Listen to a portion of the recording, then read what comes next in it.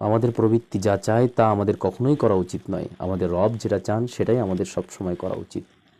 প্রবৃত্তির ইচ্ছা অনুযায়ী চলতে চলতে একদিন প্রবৃত্তির গোলামিতে পরিণত হয়ে যায়, আর রব যা চান তা করতে করতে একদিন রবের গোলামে পরিণত হয়ে যায়। দুইটা দুই মেরুর। প্রবৃত্তির গোলামি করতে করতে একদিন পরিণতি হয় জাহান্নাম, আর রবের গোলামি করতে করতে একদিন আল্লাহ তাআলা সন্তুষ্টি চিত্তে আমাদেরকে জান্নাত দান করে দেন।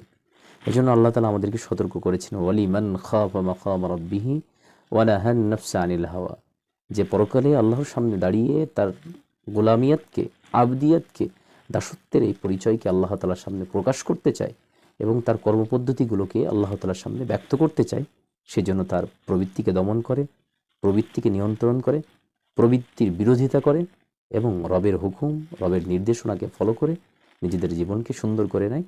তাহলে পরকাল হবে তার জন্য এক সুখকর এবং স্বাচ্ছন্দ্যের। আল্লাহ তাআলা তৌফিক দান করেন।